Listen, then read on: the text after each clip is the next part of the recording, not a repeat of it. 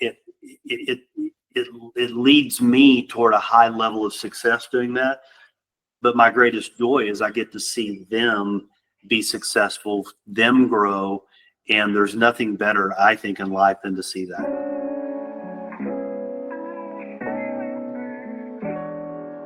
Married, 4 children, 9 grandchildren, pastor, elder. You talk about your Christian faith, but how would you define yourself other than what I just said today? Yeah. Well, first of all, I'm very proud to be married to my wife, Pam, for almost 21 years. We'll celebrate in just a few weeks our 21st anniversary. And we have 4 married children. We have 9 grandchildren. I am a pastor and an elder at our church, Trinity Fellowship Church.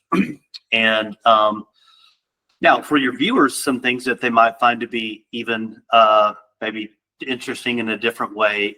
We are involved in, I haven't counted in a minute, so what's it? Maybe 20 different businesses that we own. So we talk about entrepreneurship a little bit. That's if you crack me open, I'm an entrepreneur. And then also have a podcast that we started April of 2023, and it's been fun. And so anyway, we'll see where our conversation goes. But that's kind of me in a nutshell. Amazing. So there's a couple questions right at the beginning I want to ask you. Let's start with the 20 businesses. So how did that even happen? Most people are content with 1 or 2. How did that happen? I'm really curious. Well, again, so I'll go back. Faith is the bedrock of my life. And truth be known, my original career was in the car business. I got out of college in 1992, and I grew up. I don't know if poor is the word, but we lived with just basic necessities, no extras, no travel or vacation or anything like that, and probably similar to how a lot of people grew up. But anyway, some of my friends growing up, their parents, 2 of them specifically, had car dealerships, and so I was a pretty simple guy, and I would go to their home and look at kind of what they had going on versus what I had going on. I thought, maybe that's my ticket. Maybe I can not live hand to mouth the rest of my life and through the car business. So anyway, make a long story short, got out of college, went into the car industry and had a good career there. And then in end of 2007, the beginning of 2008, my regional manager came in and fired me. And so I had a good career of 18 years. And what appeared to be the worst day of my life really was the beginning of the greatest, business journey that I've ever had. And it forced me, Armand, for the first time in 18 years to say, okay, what do I want to do? And and so I opened my first insurance agency, which led to a second. Had a friend of mine that needed a partner, and we started buying car dealerships. We bought a Chevy GMC Buick, and then a few years later we bought a Toyota, and then a Chevy GMC Buick, and then we opened up 2 more used car dealerships. And then in the midst of all of that, actually I should have got in order before that. I bought my first Orkin pest control business or franchise, and now I own 4 of those throughout Texas. And then I've got some friends here in Texas that wanted to buy a group of restaurants, and so we bought 3 of those. And then that's led into a hair salon that my wife wanted to do. My wife is a very successful realtor, and business that she has. And then that's parlayed into building homes, and then that parlayed into what she loves doing, is very successful at doing, kind of buying and fixing up and selling homes. And then, we also have a lot of commercial real estate holdings, some residential, more commercial than residential. And that just continues to become a bigger and bigger part of kind of what we do. So anyway, really one thing has kind of led to another.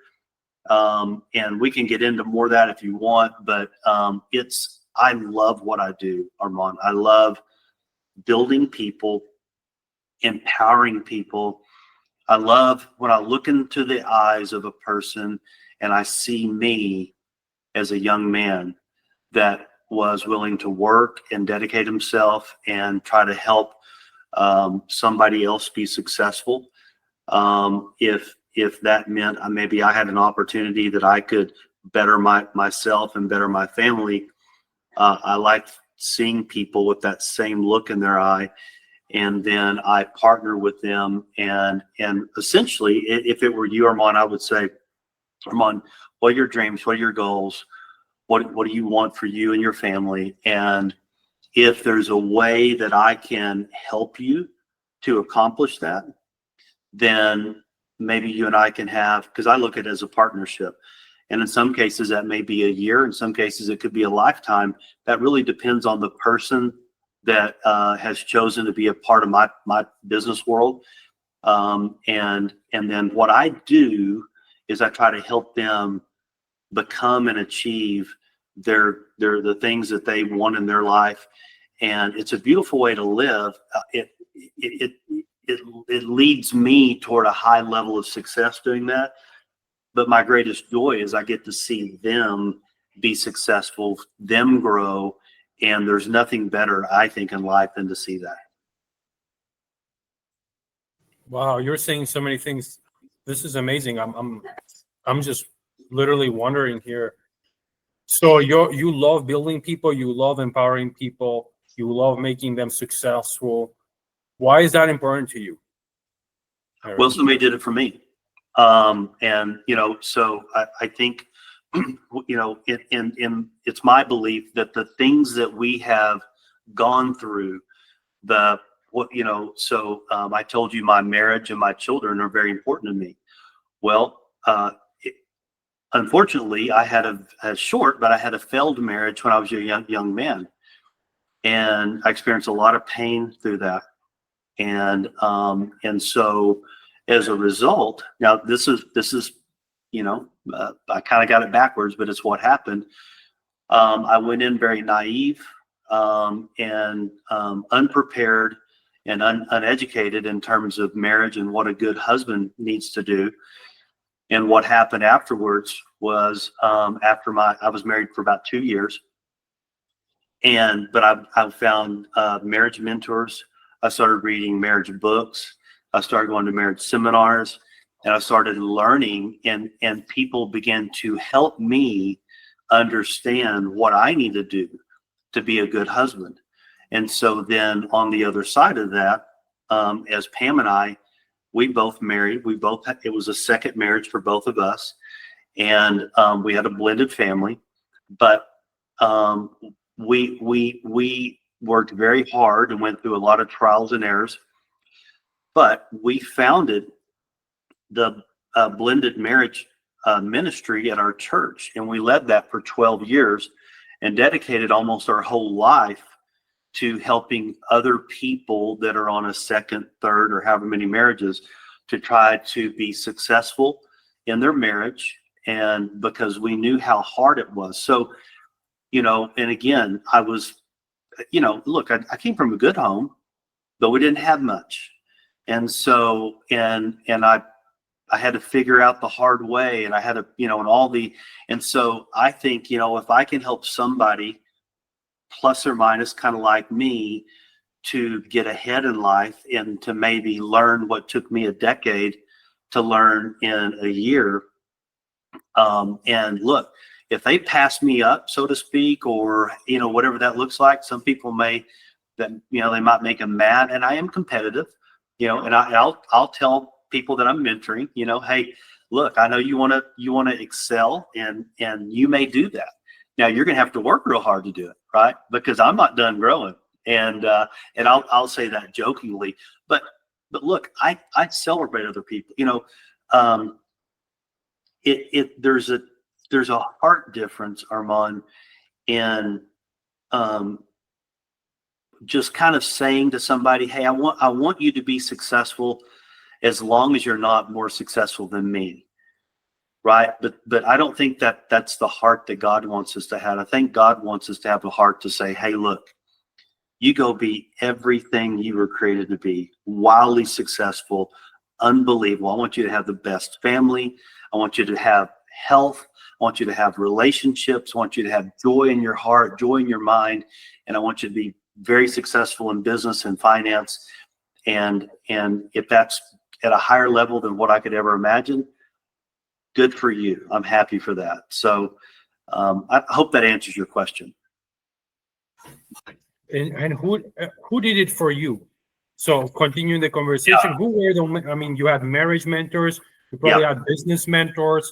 Let's talk more on the business. You know, you. By the way, newly engaged and all that stuff. I want to know about the marriage and everything. But I think that's a whole different podcast. You and I can spend like hours there.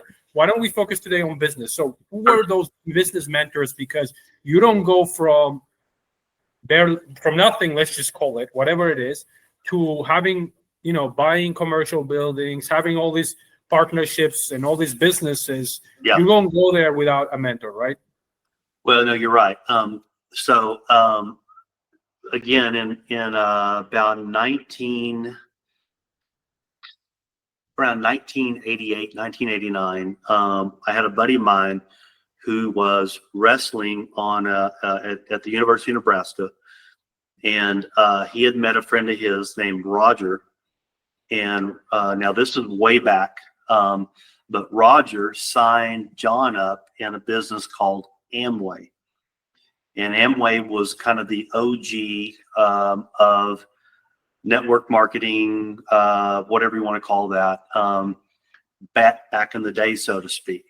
Now, again, I knew nothing about business. I didn't come from a business family. I didn't know.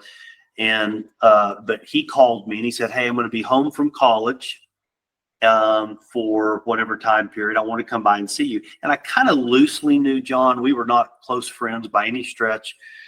But he came by the house and he said, hey, do you know 3 people, right? And I don't know if you ever seen anybody do the little network marketing thing. And I said, well, yeah, of course I know 3 people, right? And so he drew these 3 circles on this page, and he said, do you think those 3 people know 3 people? And I said, well, of course they do. So he did 3 underneath each, right? And then he kind of did a couple of steps of that, and he said, what I'm describing to you is the business of Amway. And these are the products that Amway sells, and this is the model. And I looked at it and I said, I can do that. I can do that. And so I signed up for Amway, bought the products, but here's what happened, Armand, was now this was back when cassette tapes were the deal, right? So you could sign up for it, but I think it was a cassette a week, I think is what it was. And it's guys like Les Brown, guys like, you know, all of these famous motivational guys, but these were guys back in the late 80s, right? And I listened to these tapes 24/7. I never stopped consuming. And then they gave me books like Think and Grow Rich, and The Power of Positive Thinking by Norman Vincent Peale, and the Magic of Thinking Big by Schwartz, and all these OG books that have been around forever. And I started consuming these books and underlining and making notes. And I was listening to these tapes over and over and over again. And I was getting around multimillionaires, and they began to help me do things called dream building, you know, and they would get me thinking bigger and get me dreaming, and you know, and we would, and I'd go to these seminars where there would be thousands of people, and we would come up on stage, you know, one of the fastest growing new business owners in all of Amway, Merritt and Pam Vaughn, you know, everybody's screaming, and, you know, we're jumping up and down, and, you know, we're getting fired up. And so this was the beginning of me in today.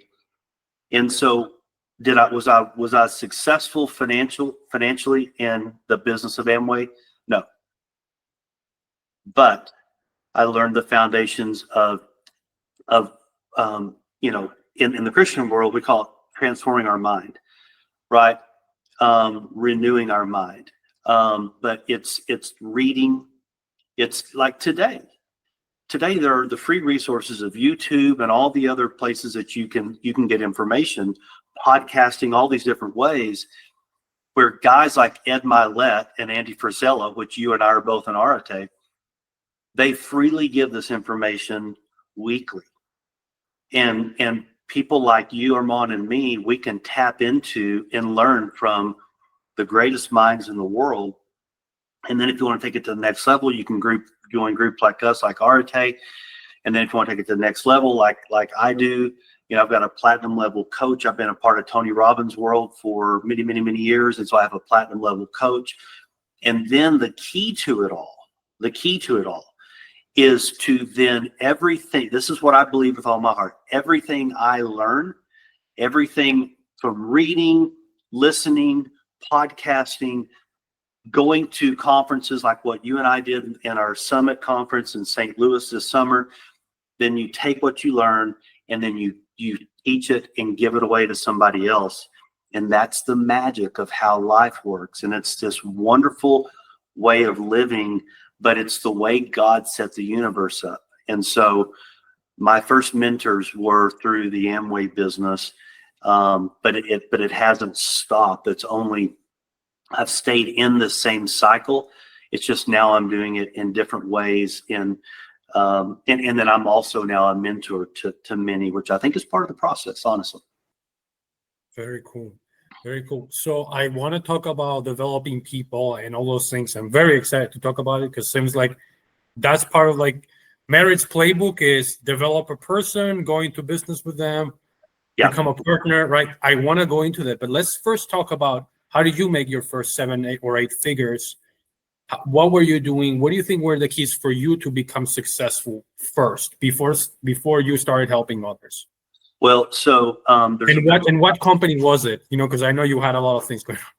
Well, my first success was not owning a business. My first success was running somebody else's business. So, like I said, I was in the car business, and in 1997.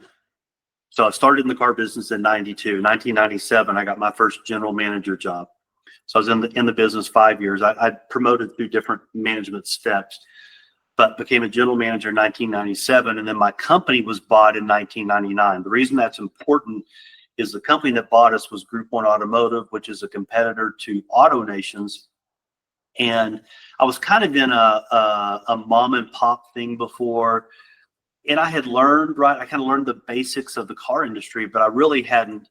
Well, when in 1999, when Group 1 bought us, then I became part of a Fortune 200 company and quickly rose up in that company.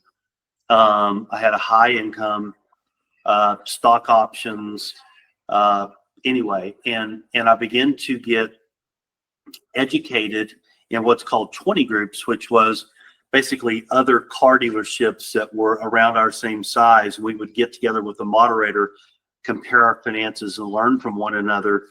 But, I had a high income. My last position, I had about 500 employees, and, oversaw, $25-30 million budget, annual budget. So, it was in my world from Amarillo, Texas, it was a pretty big deal. And so my first success came from that. And if I would, what I will tell you, Armand, that I think, and look, I'm trying to tell you things that I believe have helped me. And please don't hope nobody hears that I'm trying to be braggadocious because I don't believe in that. But one of the hallmarks, I think, of people, I've heard Ed Milet say this, and I believe it with all my heart, is we have to live below our means. Because if you're going to, and I know there's all these different things that, hey, invest and do this with no money. Well, I don't know that story. If somebody's figured out how to invest and get wealthy having no money, man, go write the book and I'll read it, right? But I don't know that story. The story I know is, look, all my career when I worked for Gene Messer, and I had a very high 6-figure income. It wasn't 7-figure, but it wasn't too far off from being 7-figure, right? So it was a big income. I lived in a 1,500 square foot house. It was about 45 years old, 3-bedroom, 2-bath, paid for. And when all my peers were living in $1 million homes, I was stacking cash. I was stacking cash. Now I didn't know why, but I was living and stacking cash. Now I know why. But like I said, in 2007, first 2008, I was, unexpectedly fired. And so, and again, so then the question was, what am I going to do next? Well, the opportunity that I had was I had a lot of cash. And so, when I looked and I examined and I looked at a lot of different opportunities, the one that I landed on was a state farm agency in Amarillo, Texas. And for a lot of different reasons. But I felt it was the best opportunity that I had, and it's turned out to be a fantastic decision. And then the next thing that I looked at was a Orkin pest control franchise. I flew out to Atlanta, looked at the model, and I go, wow, I know nothing about pest control, but this model is exactly like insurance. And I'd already built a successful agency, and I'm looking at this model going, it's a recurring revenue. You have a sales team. You got a customer base that you want to keep happy. You're going to lose some through attrition or whatever, but you have a sales team that adds. And if you build it right, every year you see it getting a bigger and bigger and bigger book of reoccurring revenue. And I understood that model. And I go, okay, well, I'm going to do this. And so now we have 4, and each one of them multi-million-dollar pest control operations that, I've got a director of operations. I have a full management team. I have it does its thing. We have 2 state farm insurance agencies, and those alone, those are $50 million a year in revenue. So as we're growing and learning in business, what I have found, and again, I just had coffee with some friends of mine this morning. Now, I have gone to seminars, I've listened, I've read about cryptocurrency, Bitcoin, and look, my buddy showed me what his Bitcoin investments are worth this morning.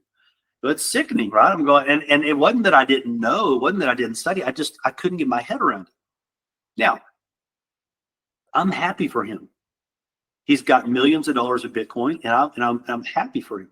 It's just I didn't understand it. And so I've stuck with what I understand. I understand the insurance industry. I understand the pest control industry. I continue to grow, expand, buy, duplicate, all those things. I came out of the car business for 18 years. So is it shocking that we have a couple of Chevy, GMC, Buick, a Toyota, a couple of used car dealerships? No, I understand it, right? Restaurants is a little bit different. But anyway, a long story short, my first big success, I think it's what question you asked me, was the car industry. And I was very successful in that. I learned it very well. But the biggest thing that helped catapult me was that I lived way below my means. I stacked up a lot of cash. And if I could add one more thing, my son, several years ago, he said, Dad, how do these good things continue to happen to you? And I thought, well, I could take that a million different ways. But I said, well, son, if there's one thing that I think that has helped Dad, it wasn't the living below my means, which I could have taught him that. I talk about faith and God's blessings and all that. But I thought I'm going to teach him something real simple, but that I also believe to be very true. And I said, I believe if you ask most people that have asked me to be a business partner, I think the number one reason why is because they trust me. And now I have business acumen, I have success, I've got all of those things, which is a part of it, right? I mean, you might trust your buddy that's broke and it isn't working. Well, you're probably not going to ask him to be your business partner, right? But I've got success, I've done those kind of things. But I think also the bedrock is that the people that have asked me, I think they trust your dad. And I said, and I taught him, I said, don't ever compromise on your word. If you tell somebody you're going to do something, you do it. Do it better than what you told them you're going to do it. Right. And just live a life of integrity. And then these moments will come up where you'll get an opportunity. One of the Chevy GMC Buick stores, full disclosure, we sold and closed on. It closed and funded on December the 8th. So a day ago it funded. So we just sold one of our Chevy GMC Buick stores. And it's shocking to look at the little amount. It was a lot of money, don't get me wrong, but the small amount that I invested, and now what's happened at the end of that rainbow. Some of this is just doing the right thing. I'm not perfect, so please don't hear me say I'm perfect, but doing the right thing, having the right heart over a long period of time, and then looking at the blessing that comes from that, Armand. Amazing. Amazing. I love this so much, Merritt. What do you think, I have employees, we have over, I don't know, 10 employees now.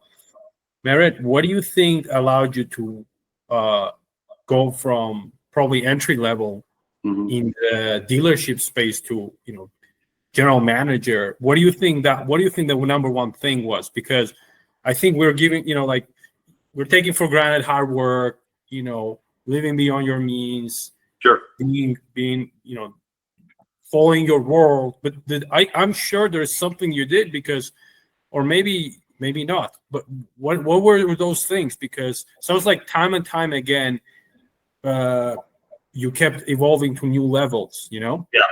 Well, so it's interesting. So I had somebody in the last few months that is on one of my teams. And it's funny because I've heard Andy Frisella talk about this too. And he's like, man, where do you find all these great people? Like, where's that employee tree that I can go shake it and all these wonderful people just fall out of it? And because he said, I figured out what makes you successful is all the great people you have. And I chose not to be offended because he didn't understand the question he was asking. And so I said, well, and I gave it because he told me one person by name. And I said, well, when I hired her, she was a bartender. Knew nothing about business. Now she had the gift of gab. There's some things about her that I liked. But I said, she's grown into who she is. And so kind of going back, I'll tell you a couple of things.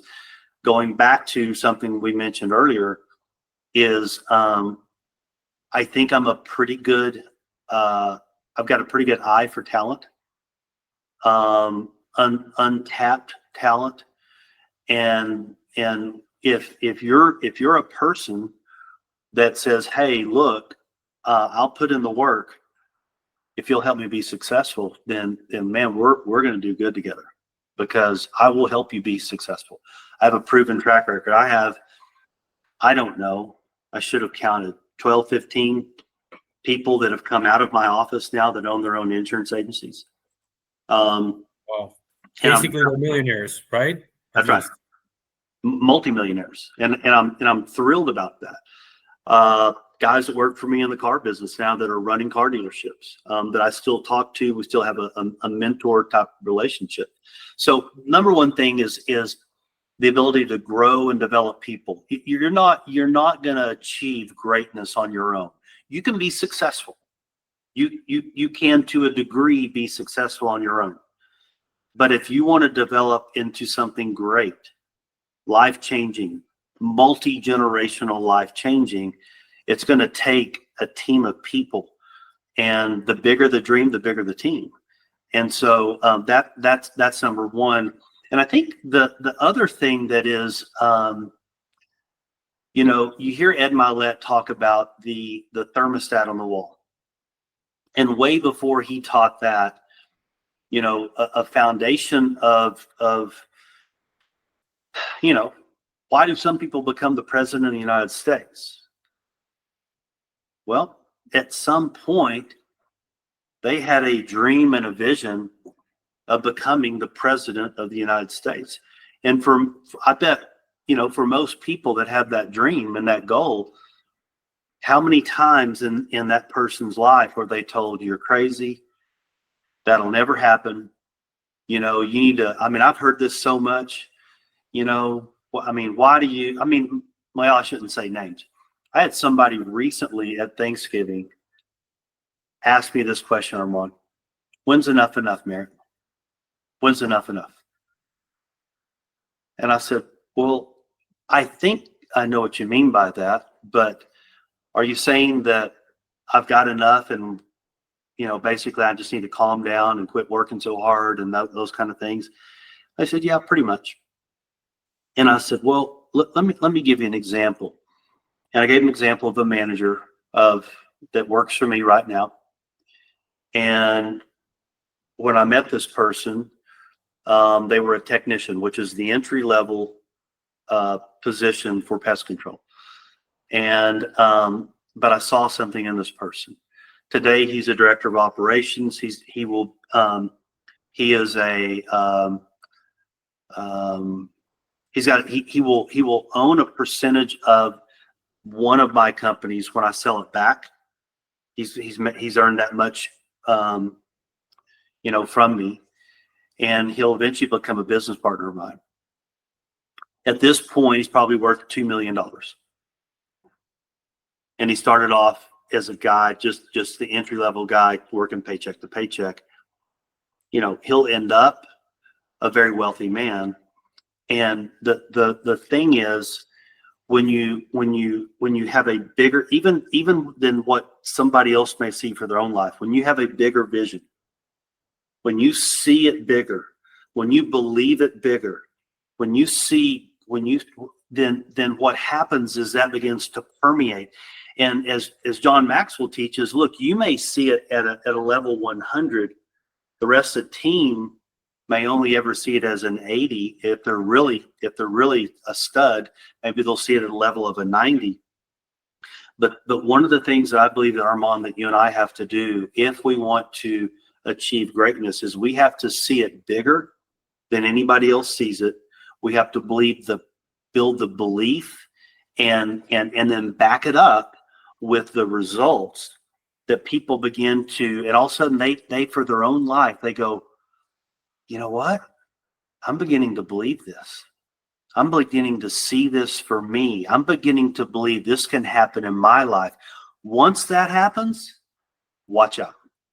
And once you build a team of people that have that level of belief, that level of enthusiasm, then what you're going to be able to accomplish will be far greater than what you ever can imagine, because you have a team of people with high vision. Look, Habakkuk 2:2, which is scripture, says, write the vision and make it plain so that he who runs will not stumble, right? So what could the vision be? Make it massive. You know, make it so big people go, I don't know about that, seems a little out there. And then bam, when you start seeing that happen, when you start achieving those, people start going, this is possible. I can't believe it. I could ramble on. I've got people that have worked for me. Anyway, it's fun to watch their life change. I could go on and on, but it's so fun to watch their life be blessed and changed. And, you know, so I hope I answered your question. You did, Merritt. And you know, we're only like 6 years in business. For reference, I'm also 27, but it's still we're ants compared to what you're doing. But I'm starting to see some of those people that step up, and because they step up, they get more responsibility, they get bigger salaries, you know, and they get bigger opportunities than they ever thought possible. But my question to you is, what you constantly said you saw something in this person. You saw something. What is that thing that you see? What is that pattern? Yeah. Can you describe that? Can you describe what you look for when you identify those people? Yeah. So, you know, one is likability. I and I don't. It's a different. It's a likability. It's an attractiveness. Um, so you and I, when we were in St. Louis, if you were to describe the people in the room, uh, we all look a lot different, right? We're all very different people. But almost to a man and to a woman, when you spend the kind of time like what you and I are doing right now, you walk away from the conversation liking that person, right? There's something genuine about that person. There's an attractive thing that you go, I like them. And so one of the things that I look for is there an attractiveness about this person? Is there a likability about this person? The other thing too is, I'll try to pull it out of them is, do they have the gift, or do they have the in their makeup a level of influence? If you listen to Ed teach, the greatest skill set that any of us can have is the ability to influence. Now we'll go back to something non-business for just 1 second. If you're going to raise successful children, you're going to have to be a man and woman of influence. Why? Because they're not going to want to do their homework, or they're going to want to stay up till 2 a.m, or they're going to want to eat food that's bad for them, or on and on and on and on, right? We also have to be able to influence ourselves. And so I look for people that have, I gave you the example of the bartender. And I wanted to know, okay, where do you work? What kind of tips are you making, and how long have you been there? Well, I heard enough to know that she was a really good bartender. What does that mean? People like her. What else does it mean? She has the gift of gab. She can talk to people. She can influence people. Okay. The other thing that I look for is work ethic. And I don't care what you've done. It doesn't matter to me. But if when I ask them, I say, okay, so tell me about, like, again, you've been bartending. So how many shifts do you work a week? Oh, I usually work 6, sometimes, or sometimes more. Really? So is that what everybody does? Oh, no. What do most of them do? 3, 4 shifts a week. Really? Why do you work 7? I'm just kind of wired that way. If somebody, wants off, I pick up their shift. Really? You do that all the time? All the time. Okay. See, it reminds me of me. I'm looking for things. Now, I'm not perfect, but are things that remind me of me. Strong work ethic, likability, ability to influence.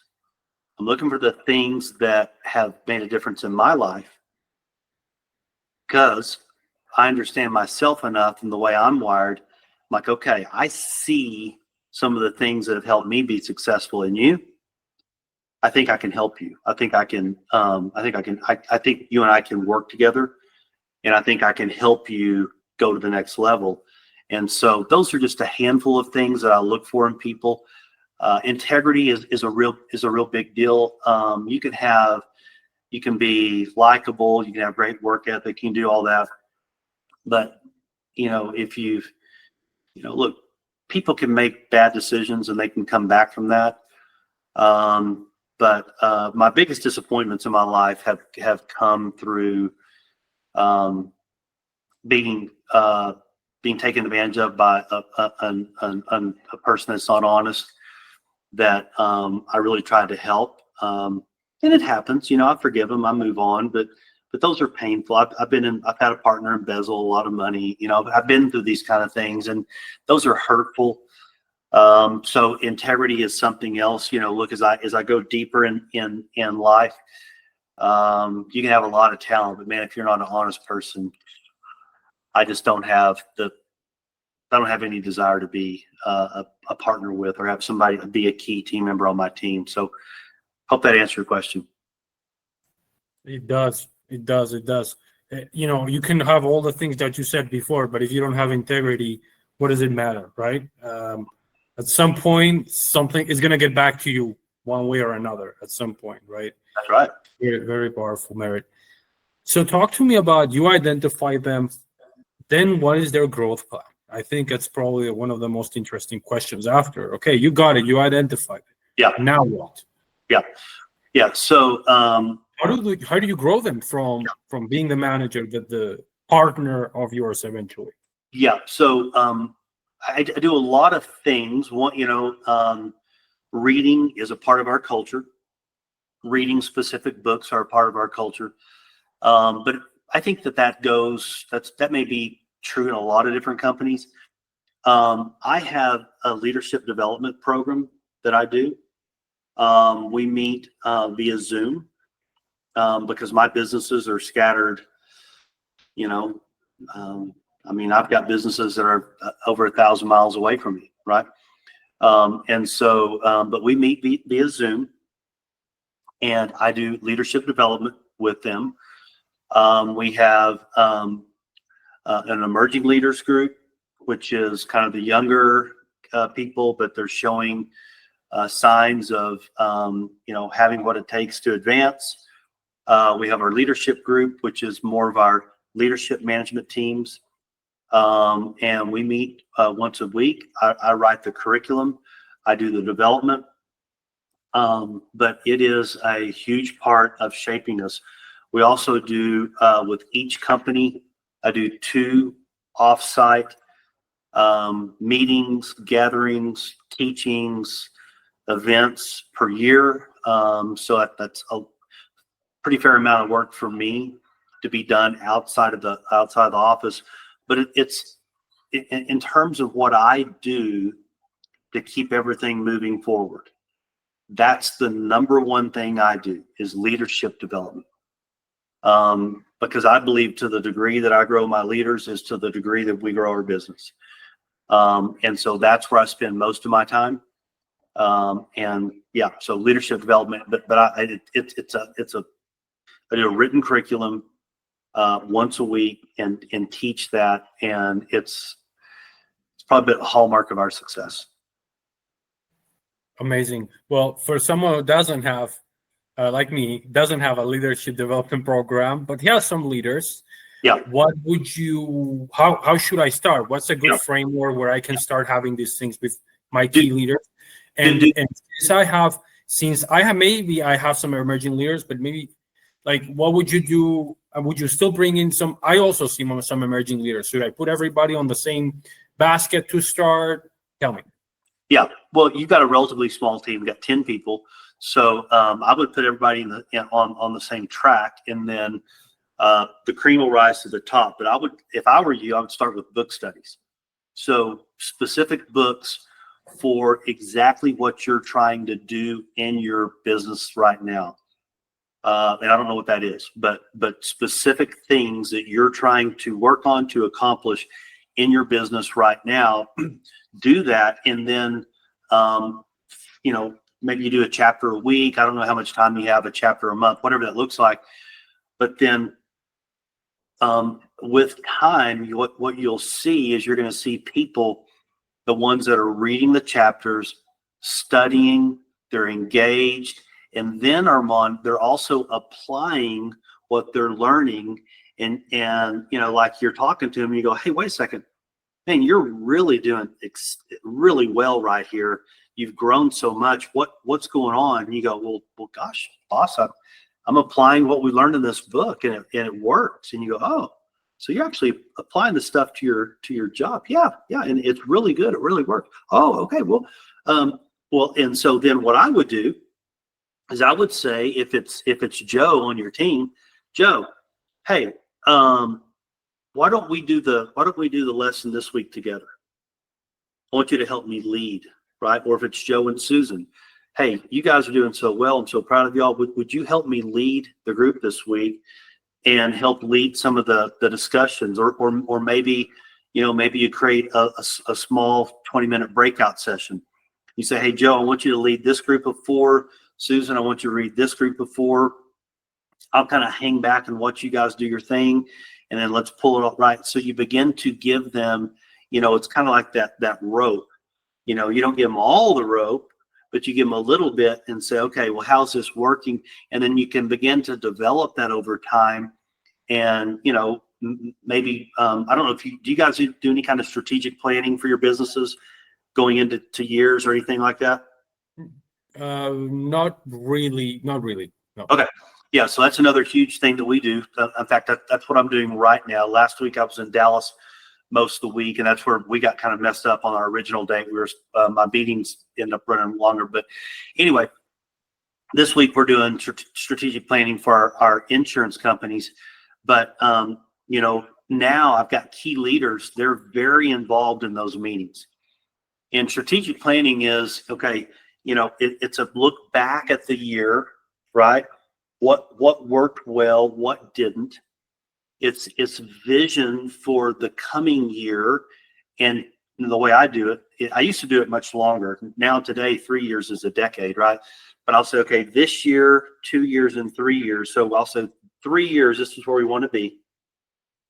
To be here in 3 years, then we need to be here in 2. But to be here in 2, this is what we need to do this year. And then we begin to create the action plan, right? What do we need to continue doing? What do we need to stop doing? And what are the things that we need to change so that at the end of the year, we can accomplish this? And then we break it down, departments, everything. And then we end with who's going to do what by when. And that's specific assigned things. But my key team members, this is kind of where I'm going with you. My key team members are leading in that, right? So, okay, so Audrey, you are leading in, and you are a thought leader in developing our sales and marketing strategy for, here's what we did in 2025. 2024. Here are the things we're going to continue. We're going to stop doing some things that didn't bear good fruit. Also, we see things coming with AI and some different things that we're putting into place in 2025. So these are some things we're going to shift and do different. But anyway, involve your team, those that cream that rise to the top, begin to delegate to them some responsibilities, and you will see these people. You won't have to wonder. You will see. And I look for what I call 20 percenters, Armand, a 20 percenter. So the Pareto principle says that in every organization, 20% of the people do 80% of the output, right? And so what we do is we try to identify who are the 20%. 20% people have broad shoulders. 20% people, that this is their attitude. Hey, boss, what can I do to help you? And you go, man, you're already doing so much. I don't want to ask you to do any more. They go, no, I'm good. Bring it on. I want to help. I'm all about it. And you go, wow. And then you may ask somebody else on the team, and they go, why do you expect so much from me? You're already asking me to do so much. Oh, okay, wait a second. Okay, yeah. I won't ask you anymore. And then the other person who's doing double what that person's doing is saying, bring it on, boss. Anything else you got, I got you, right? And they do it well. They don't just do it. They do it. You say, hey, Armand, I know you told me to do this, but when I got in there, I started doing it. And I noticed these 3 other things that if we did those, it would make it even better. So I kind of took it upon myself. I did these 3 extra things. And hey, here's the results that we're seeing. What do you think? What should I do different? How am I doing, boss? And you go, wow, okay. You're a 20%. You are now an emerging leader. And here's the deal, Armand. It is worth every minute of your time, energy, resource, finance. You develop that person, they'll help you change the whole world, right? You understand what I'm saying? Find those 20 percenters, and they will change your whole life. Well, so powerful, Merritt. As we were talking yesterday, which is interesting, on a Sunday with my head of operations about these things, and I look at some of the time I invested a lot of time with some people, and I'm like disappointed, but also at the same time, because they're not getting to where we want them to get. But also some of the people, I'm like, wow, I don't care how much time I spend as you were saying, I don't care how much time I'm spending with this guy. This guy's a killer. Like it kind of re-energizes you. So it's very powerful, very powerful. I would say, Merritt, one thing that I would say I need to work on, it goes back to vision. That guy is not gonna say, bring it on, give me more, boss, unless he sees that this is going somewhere. This is big. And I think that's very important. I think, as a younger company, I need to do a better job. They see Merritt, they see all these companies and everything, and they're like, hey, if I'm in this ship, it's gonna work. What about Merritt 6 years into his business? It's a different thing. There has to be a little bit of maybe that confidence that really doesn't come out of nowhere. Yeah. That you need to show, right? Yeah. So one of the realities, Armand, and this is just the way it goes, is people are attracted to success. And so if we want to have the influence and have the ability to do some of the things that we're talking about, we have to be successful. And so part of it, and you're in this stage where you're growing and becoming successful. And so, just don't force it. We've all heard Andy's story that for however many years he slept in the back of his first form superstore, whatever that was called, and lived on $700 a month or $800 or whatever ridiculously low number that was, and took showers at the YMCA and all that, right?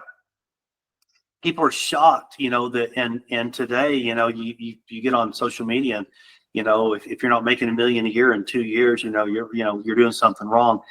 I don't know that story. That's not my story. I was 40 years old when I became an entrepreneur. Now, I was successful before, but nothing like I'm successful today. And so, do you have to wait till you're 40? No. But, I also want to say, if you're 27 years old and you're beating yourself up because you're not making, multi-million dollars a year, your net worth isn't $25 million or whatever you're shooting for, Ed Milet has a phrase that I love. It's blissfully dissatisfied. So how do I interpret that? I'm thankful and I'm grateful for everything that God's blessed me with today. But I also know that I'm created for more. That if I roll my sleeves up, if I treat people right, if I grow my team, if I give back, if I do all the things we've been talking about on this podcast, that I can and I should grow and achieve more. And I told this to my teams last week, that we have to, and it's no longer for me. I even told them this. If I cash my chips in, if I say, okay, all my companies are for sale, I'm cashing in, I'm done, I'm good. Now, am I Ed Milet good? No, not even close, but I'm good. I'm good. Pam and I can live a beautiful life. We're good, right? And, but that's not what I want to do. And I told them, I said, look, guys, for you to continue to have the opportunity you want, and for those underneath you to say, hey, I can stay plugged in here because good things can happen to me, we have to grow. There's no option. We have to grow. We have to make the opportunity big enough for multiple people to see their dreams come true inside of whatever company that we're talking about. And what I know about people is this too, Armand. The young man, like I'm thinking about a guy right now who is over 2 of our pest control operations. Well, 4 or 5 years ago, he was barely getting by. Today, he's doing pretty good. But here's what I know about this guy. He's not going to be satisfied with doing pretty good from here on out. Yeah, he was making probably $35,000 a year 5 years ago, and he's well over 6 figures today. But if he can't see in the next couple of years where he can go from 6 figures to bigger, he's going to become dissatisfied, right? And so we have to continue to grow so that everybody else can grow. And I think it's just the rite of passage. And we don't have to do it. It's like, you can be successful working for somebody. You can be successful being an entrepreneur of one. You can be successful having 10 employees like what you have. But if you do want more and you want to continue to grow, then you got to grow your business, because the opportunity has to be big enough for everybody. Yeah, I love that. I think ultimately, you are now, kind of what I'm hearing you say is that you are forced to continue working, because what you truly want is continuously create these transformations in people. These Correct. transformations of the bartender or the guy that was barely making by. And I think, Merritt, as I genuinely, for me too, it's so crazy. Like, you can tell me your business can double or triple, and I don't really doesn't pay me attention. But when I say you can help this guy make this amount of money on your team, Yeah. It just completely changes my energy and really, I want to do that. That's amazing. He can start a family. He can buy a house. I think I need to use that mindset more, because when you are a U.S. company, which we are, but we have a team in Armenia, you're fine, right? You're fine. Yeah. Even with the existing levels, you're fine. But it's how many. I think what really the game you're playing is the game I should be playing, which is how many more people's lives I can change. Yeah. Through my organization. Yeah. No, look, I mean, there's a parable in the Bible where the master, who in this parable is God, he's going away, and he has 3 servants, and he entrusts them with a different amount of money. And so one servant he trusts with 1 talent, which was basically 1 year's worth of wages. So, if the average wages in the U.S. is $50,000, then let's say he trusted this one servant with $50,000. The next one, there's different level, 1, 3, and 5. Let's use that example. One he entrusted with 3 talents, which would be about $150,000, and one he entrusted with 5, which would be about $250,000. So he went away for a period of time, and then he came back. And so to the one that was given 5, he earned 5 more. And the master said, "Well done, good and faithful servant." The one that earned 3 was given 3. He earned 3 more. And he heard from when the master said, "Well done, good and faithful servant." Now the one that had the 1, he didn't trust the master, and he went and buried it, and he hid it. And so when the master came back and asked for an account of what he did with the 1 talent, he said, "Hey, I knew you to be a harsh person, and so I hid it. And so here's your 1 talent back." And in the end of that parable, the one that was given 1, the master took from that one and basically said, "Man, you've blown it, right? What you just completely missed it. And I'm going to go give the 1 that you had to the one that now has 10, because he is proven to be a trustworthy servant." So what do you and I learn from that? To much is given, much is expected. You will reap what you sow, right? And if I want to be somebody that is a 10 talent leader, then I have to be a good steward of what God has already entrusted me with. And remember this: the streets of heaven are paved with gold. That's in Scripture. So let me paraphrase that for you. Right outside this window is a street, and it has asphalt. Now, if I were to go chisel up some asphalt, Armand, and I were to come to you and say, "Armand, I have a handful of asphalt. How much money will you give me for the asphalt?" You'd go, "Merritt, nothing. I mean, it's worthless, right?" But if I came to you and said, "Armand, I have a handful of gold," right? Well, now that's a very precious. So what you and I value, gold or something worth a lot of money, God goes, "That's like asphalt to me. That's meaningless." What does God value? God values people. So God's number one question that he will ask you and me, how are you taking care of my people? How are you growing my people? Are you teaching them well? Are you taking good care of them? When they go home to their family, are they a better man and woman because they've been in your life? Right? Are you stewarding the most valuable possession in the universe? What God values more than anything else is people. And so where a lot of times we get involved with how much money and the homes and all that, and look, go for it.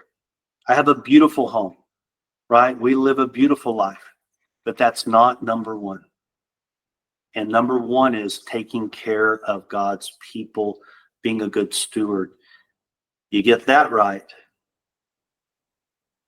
everything else is going to fall into place. Wow, this is amazing.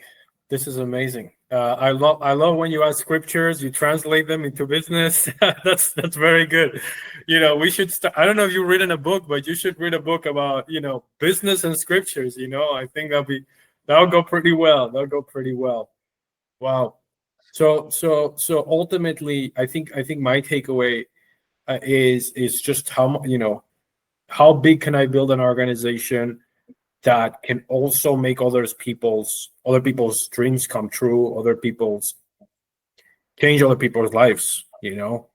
And really that's the game you're playing. If we resume it to one sentence, it's like you build and you change people's life. Amen. Yep. Yeah. And when I do that, the byproduct, you cannot not be successful. It is impossible. If you're blessing and changing other people's lives that are involved, you know, outside of business too, right? But they're in your business world, they're part of the businesses you own, you're going to be blessed. There's no way not to be blessed, right? There's an old saying, you can't outgive God. If you're taking care of his most prized possession, then he's going to say, okay, well done, good and faithful servant. Armand, you have done so well taking care of my 10 of my people. Let's see how you do with 50. But let's see how you do with 50. And then all of a sudden you've got the 50. And he goes, you know, look at what happens, you know, and it comes in all shapes and sizes. Andy, who can seem kind of harsh at times, right? He's got the biggest heart in the world. You and I toured his business, right? His factories, his plants. The people are all in. I was shocked. So at the end of day one, I think we had lunch break or whatever it was at our Arte meeting, and they said, "Hey, if anybody wants to film a testimony, come in, right? Come to this conference room." So I went. I was first one, right? And I go in this conference room, and there is not a speck of dust on anything, right? Everybody's smiling, everybody's happy, and I'm looking at the chairs, right? And not only are the chairs perfectly around this huge conference table, every wheel is lined up exactly.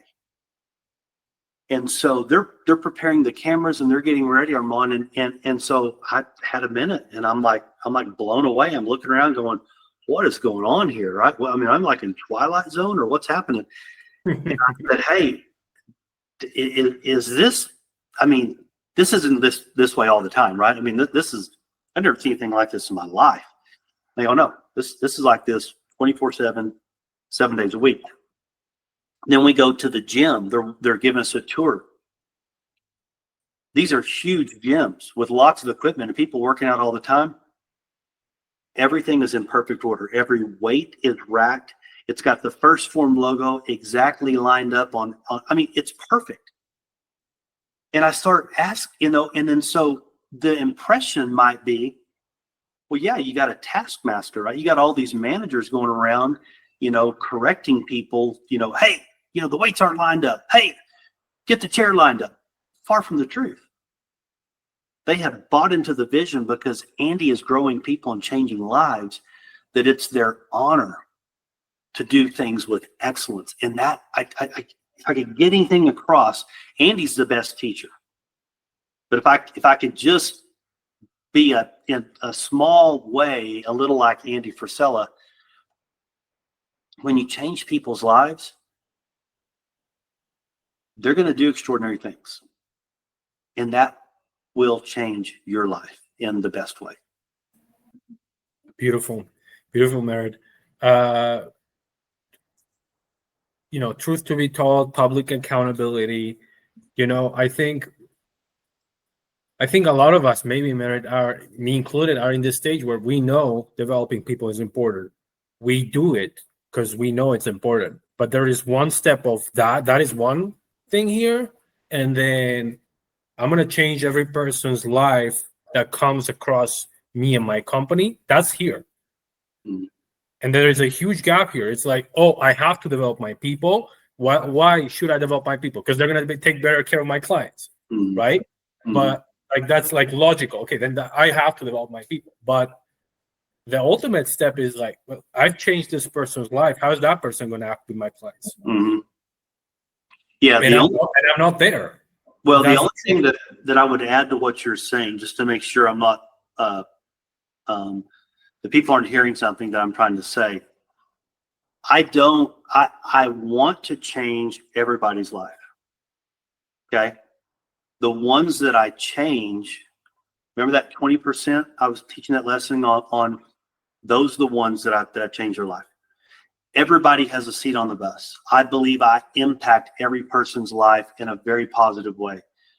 But the ones that are generational changes, the ones that are the biggest impact, are those that go all, because it takes a person that's willing to go all in, that has those broad shoulders, that are a 20%er.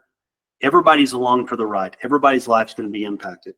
But if you want it to be at a level that is right where dreams happen, then get on that 20% bus. That's where you become an emerging leader. That's where you begin to escalate onto full-blown leadership teams. And then from there, if you're a 10 talent person, then brother and sister, we'll continue this deal as far as I can see, right? I'm still on this train, so I don't know how it ends, but I think it's going to end in an unbelievable way for many of the people that are on our teams. Amazing. Beautiful, Merritt. As we wrap up, what last words do you have for people listening, mostly business owners? Yeah. So I have a podcast called 2717 Podcast. It's mainly on YouTube. We're on the podcast channel. We're on TikTok, Instagram. But our main place that we tend to focus on is on YouTube. So you type in 2717 and the word podcast, and it's with one of my best friends, Wade Hagler. And it is a Christian faith-based business podcast. And yeah, so I've got the book. I just need to write it. But we teach the 7 pillars of my life. I'm not going to teach those to you right now because I'm going to have you tune in and see. But we're reaching people. I don't know where the ultimate of this. We started April 13th of 2023. So April 13th of this next year will be our 2-year anniversary. We're at about 2 million views collectively. I think this morning when because we had a new one released, I checked it. We're, look, compared to Ed and Andy, we're nothing, right? But we've got about 16,500 people that have subscribed to the channel. So we're growing in some viewership. And again, it's a little bit of a niche, right? Now, even if you're not a Christian, I believe you can learn. But for those that are in the Christian community that are also crazy about business, man, we are speaking your language. I think you'll find it to be a very place to learn and to grow. And just like what you're saying, I take scripture and we teach it and we apply it to all areas of life, including business. So, with that, I hope somebody got something out of today. I do all of this for free. I, look, somebody was there to help me, and if we could help somebody else along the way, Armand, that's what we're trying to do. So that's all I got, my friend. Oh, I got one more thing. Eric, go ahead. You're a beautiful man, by the way. And before we knew each other, and I know this is one of the things you do, but everybody knows this about you. You wrote me this beautiful note that I still have today. And you took the time to make this kind of hard to see, but this little picture, this little frame picture of me and my wife a long time ago. But you're special, and keep doing what you're doing. You're making a difference. People love you, and you're a person that people trust. And so I just want to personally say I'm thankful for you. I'm thankful that God brought us together, and I just want to see you get everything that God has for you, because I know you're a man that whatever you learn, you will give back and you will help others. And people like you, brother, I'm all in to try to help any way I can. So yeah, I'm thankful for you. Wow. Beautiful. You're getting me emotional. Thank you so much. Thank you so much. It means a lot coming from you. And my biggest takeaway, Merritt, from your our conversation today, is that you have this passion.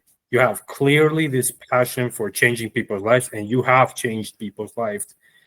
And it's contagious. It's just getting to me. The fact that you're setting the example. So thank you for setting the example. I'll keep you updated. Yeah. What's going on, and highly recommend people go watch the podcast. I mean, this was an amazing preview of what you can expect on the podcast. So feel free to go there, and thank you so much for your time today. Okay. And feel free to share. Okay. God bless you. Hope to see you soon. Thank you so much.